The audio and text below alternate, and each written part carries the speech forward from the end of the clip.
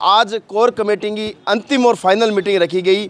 आज इस मीटिंग में क्या निर्णय हुआ, समाज ने आने वाले विधानसभा चुनावों को लेकर व समाज हित में क्या कुछ डिसीजन लिए गए, तमाम चीज़ों पर आज हम कमेटी के अध्यक्ष व उपाध्यक्ष व पूरी कोर कमेटी हमारे साथ मौजूद है, इनसे जानना चाहेंगे। कुलदीप जी चाली हमारे साथ मौजूद है। अध्यक्ष जी, आज आपकी कोर कमेटी की फाइनल मीटिंग हुई है, क्या कुछ डिसीजन लिया गया है? मेघवाल समाज जो दोनों पार्टियों से नाराज़गी जता रहा था, क्या कुछ कहना चाहिए? पहले तो आपको बहुत बहुत धन्यवाद, आपका आभार जो हमारी बात आपने पहुंचाई और हमारी बात आज फिर आप सुनने आए हैं। तो हमारे समाज की कोर कमेटी की मीटिंग हुई और मीटिंग में सभी साथी जो मेरे साथ कोर कमेटी में थे सब आए और अपने अपने विचार रखे। तो हमने तो पहले भी 5 तारीख के लिए महापंचायत में ऐलान किया था। तो आज मैं ये कहना चाहूँगा, जो राष्ट्रीय पार्टी है, हमारा समाज इन राष्ट्रीय पार्टियों से पीढ़ियों से जुड़ा हुआ है। उन समाज को ये पार्टियां छोड़े नहीं, उनकी विचार सुने, उस समाज को साथ लेकर के चलें ताकि हमारे समाज के अंदर भाईचारा बना रहे।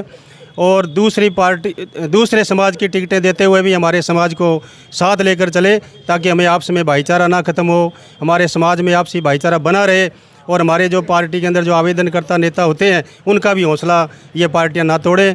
तो इसलिए मैं दोनों पार्टियों से ये कहूँगा कि हमारे समाज को साथ लेकर चले ताकि आपका राजकाज में अपनी पार्टियों का हौसला बना रहे। हमारे राजस्थान के अंदर मेघवाल समाज की संख्या बहुत भारी संख्या है, 34-35 MLA हमारे जीत के आते हैं। अगर हमारे समाज की आप बात मानेंगे तो हम राष्ट्रीय पार्टियों के साथ रहेंगे और तन मन धन से इन पार्टियों के साथ मिल करके हम सरकारें बनाएंगे और एकजुटता और भाईचारे का संदेश देंगे। बिल्कुल चालिया जी, आपने ये निर्णय जो बताया है, ये राजनीतिक चुनावों को लेकर के अब समाज की प्रगति के लिए अब आगामी क्या रणनीति रहेगी जिससे इस प्रकार के आपको निर्णय ना लेने पड़े और आने वाले समय में ये पार्टियां भली भांति रूप से ये जान सके कि ये समाज एकजुट है? हम एक बार इनको चैलेंज करके छोड़ रहे हैं क्योंकि अभी आगे चुनाव और भी आने वाले हैं। ये चुनाव भी नज़दीक है, इसे 25 तारीख को मतदान होना है। इन राष्ट्रीय पार्टियों से मेरा निवेदन है कि आप हमारी बात को समझें, मेघवाल समाज को साथ लेकर के चले, मेघवाल समाज में फूट मत डालें।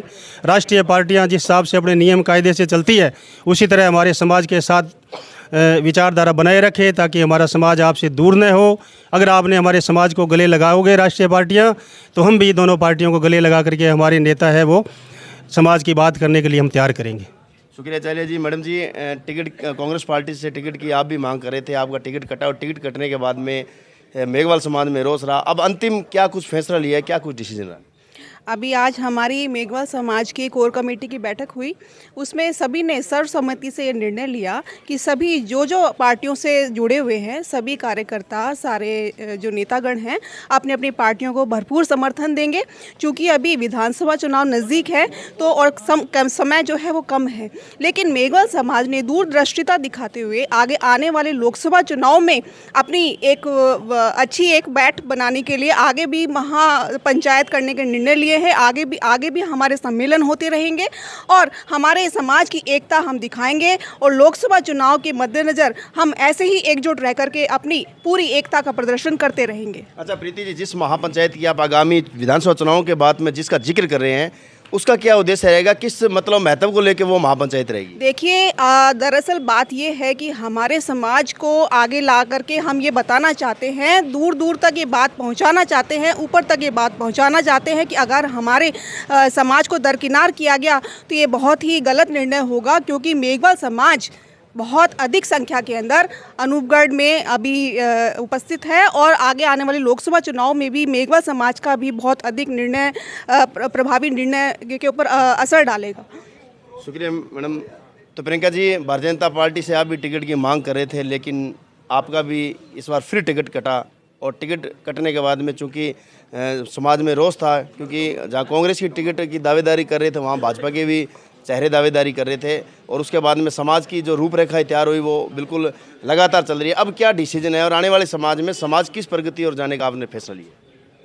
देखिए, जैसे अध्यक्ष जी ने आपको बताया ही है, कमेटी है, कमेटी के अध्यक्ष जी ने आपको बताया कि सब अपने मतों का प्रयोग अपने समझ से करेंगे और दोनों ही राजनीतिक पार्टियों ने मतलब ऐसा नहीं है कि समाज को दरकिनार किया है। बहुत विधायक और मंत्री भी हमारे बनते हैं। बात अनूपगढ़ विधानसभा की है तो यहाँ हुआ है, लेकिन कुछ कमजोरियाँ जो मतलब मंथन हमारी उन कमजोरियों पर भी रहा कि समाज को आगे कहाँ लेकर जाना है। तो इसमें मैं यही कहना चाहूँगी कि हम एक ऐसा सम्मेलन करना चाहते हैं जहाँ पर युवाओं, महिलाओं और सभी बड़े बुजुर्गों का साथ लेते हुए आने वाले बच्चों जो इस समाज को संभालेंगे उनको भी सम्मानित करने का भी काम करेंगे और सबको एकजुट कर कर, ताकि आगे ऐसे निर्णय लेने की हमें ज़रूरत ना पड़े।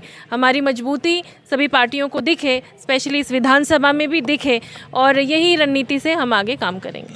शुक्रिया मैडम, बहुत बहुत धन्यवाद। तो देख सकते हैं किस प्रकार से तो हमारे साथ हाँ ले तो देख सकते हैं किस प्रकार से मेघवाल समाज अब एकजुटता की ओर अग्रसर है। मीटिंग के अंदर तमाम कमियों पर चर्चा की गई। इस मीटिंग में जो पूर्व में जो समाज से जो कार्य हुए हैं उन पर तमाम बड़ी गंभीरता से मंथन हुआ और समाज ने डिसीजन लिया कि ये सिर्फ एक राजनीतिक मंच नहीं था, एक राजनीतिक तौर पर ये मंथन नहीं हुआ।